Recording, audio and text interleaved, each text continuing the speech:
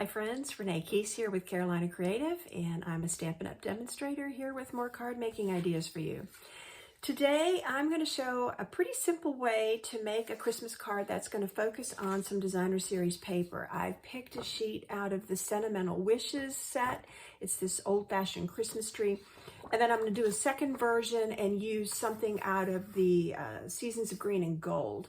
This is that really pretty greenery, and it has a lot of gold embossing in there too. So I'm going to show two different ways to do this. I have 2 pieces of cardstock already cut down to 2 3/4 by 4 inches, and I want to go ahead and die cut these. And I'm going to die cut using the Merriest Trees dies. You're going to find when I put this together, any shape will do. The Christmas tree obviously is for a Christmas card. It could be a circle, make it look like an ornament with a piece of ribbon. There'll be a lot of different ways you can do this. So I have one piece of cardstock that's smooth and another one that I've embossed. And again, any kind of embossing will work depending what kind of card. It could be snowflakes. I use music, but it could be snowflakes. It could be trees. It could be just about anything you wanted to use. So let me go ahead, turn my camera down to my work area here. And I'm just going to run this through twice. I'm going to die cut this tree out of this piece. And I'll be able to show you how I put 2 different styled cards together. Okay, so we have one piece done. And now I'm going to make my sandwich again, and this time using it on this dark green. And line this up, put the second plate on and crank it through. And now I will be done with the Stampin' Embossing machine. Okay, move this out of the way. Give me a work surface. Okay, so for the first card, let's do this first. I'm going to do it on the Sentimental Wishes. I picked Real Red for my card base.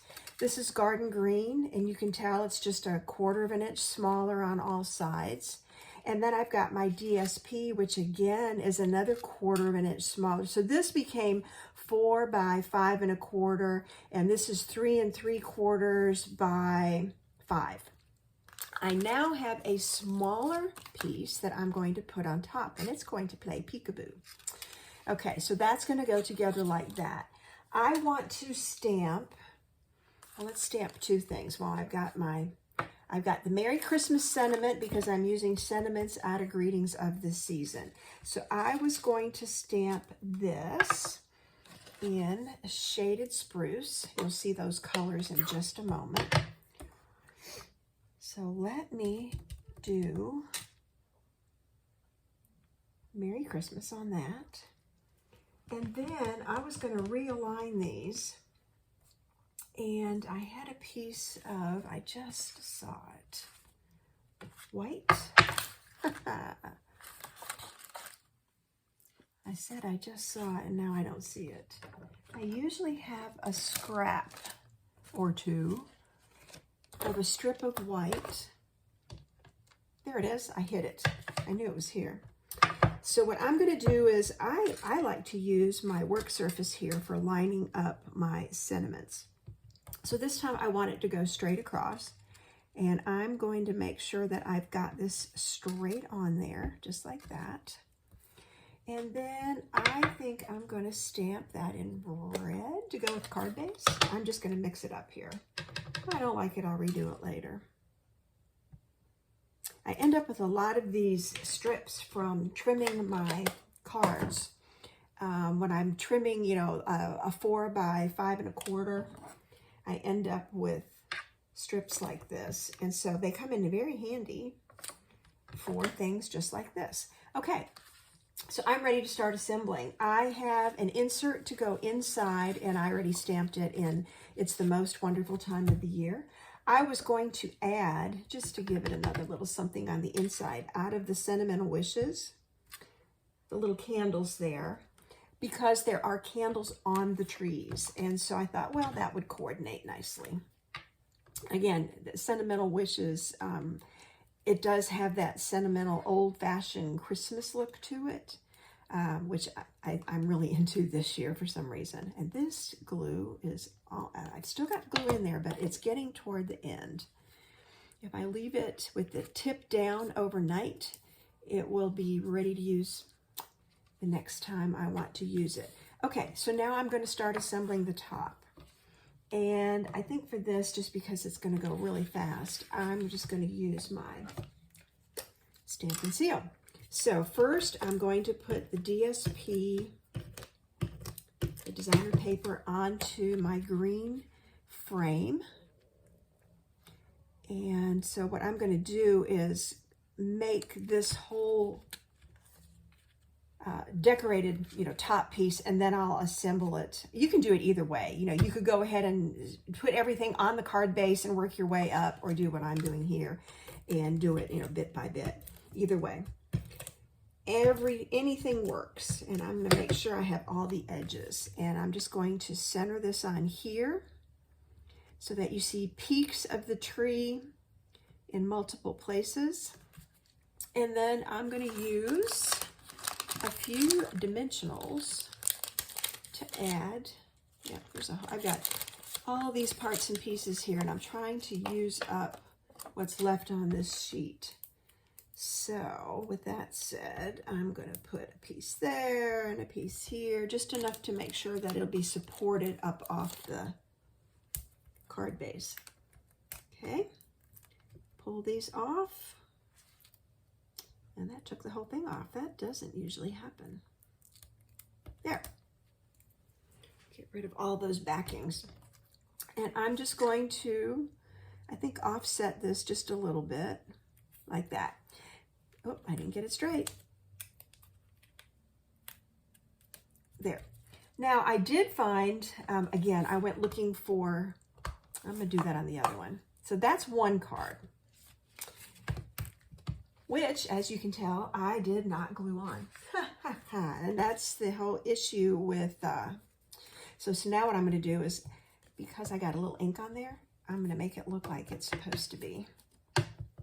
And I could even take, if I want it to look old-fashioned, I had a dauber right here. I could take and add a little more ink. Let's do that. And just dab it on. And it just looks more intentional. There's a way to fix all these little boo-boos, right? Those of us that have been stamping for a while know that. But what you just saw, that's the benefit of going ahead and starting with it on the card base and working your way up instead of assembling like I just did, trying to get this whole piece done and then putting it on the card. Okay, so first card, Merry Christmas with the cute cutout. Now I'm going to go back and use my Seasons of Green and Gold. I already have two colors here. I did go ahead and just pre-stamp It's the Most Wonderful Time of the Year, and then I used one of the dual stamping. It actually matches what's on the front. So this time I'm going to do the opposite. I'm going to start from the bottom up, just because we saw what happened the last time. So let me put my frame on first. And you can see I've got two very different shades of green. I am working within the green family though. And so it all goes together because there's like 3 or 4 different colors in this paper. The paper is just gorgeous. But you do have quite a variety of colors in there. So you can pick combinations with garden green and shaded spruce like I just did. And I've got old olive for the base. And I'm putting old olive on top. So now this is going to go on here, and I can see I got it just a little off center, but that's going to be okay. I'm going to, I could put dimensionals under this and pop it up, but I think I want to leave it flat and put this again so that the greenery shows on all sides as well as in the middle. I already have my Merry Christmas stamped on there. I made a little bow in case I wanted to use it, and I think I will. And I also went searching. I just happen to have, these are retired, but they're the snowflake sequins. And I thought, well, wouldn't it be cute to put just a couple little snowflakes on here? So I'm going to gently dot. I'm gonna have to grab my other glue. It's gonna flow easier because I want to control this.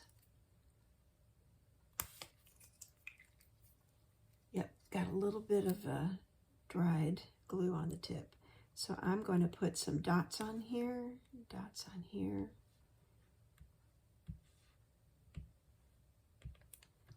Odd numbers. These artists will always tell you your eye prefers odd numbers. And for this, well, let's see. I should use the other end. I don't have it handy, so I'm just going to use my fingers. So pull out a couple of sequins. That, I want some snowflakes. There's stars, there's snowflakes, there's a bunch of different shapes in here. I wanted to mostly have some snowflakes, but I think the stars could look pretty sweet too. So I'm going to mix it up. And one just flew onto my watch band. Okay, let's put a star down there. Let's look for another little snowflake. There's some clear sequins in here. I just did. I put one of those over there. So I just mixed it up. So again, you could do some cute little die cuts if you've got snowflakes or stars. That would look real cute on here too. But the idea is to just kind of keep it simple. I'm going to glue that bow on in just a minute, but first let me do the inside.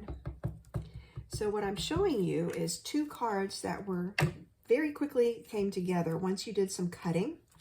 And it was just framing, got glue in there, framing and going, you know, a 1/4 inch smaller with each one to get that effect. Oh, and one of the sequins came off. So let's try this again. I think that one needs a little more glue.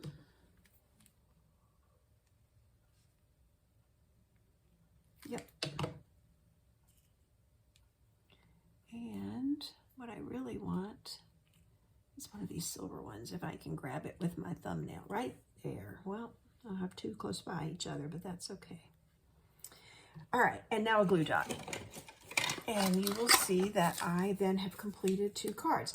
And as I was saying in the beginning, you can use different shapes. I mean, the Christmas tree is really cute, but you can make it, like I said, look like an ornament. Put a circle in here or a scallop and put ribbon, you know, with a bow tied on it.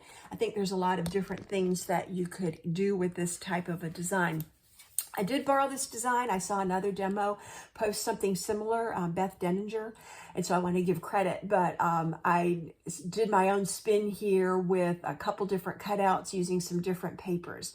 So this is another way to very quickly process some cards if you're looking to make some cards that don't take a lot of time, and then put a pretty sentiment on the inside with just a little added decoration.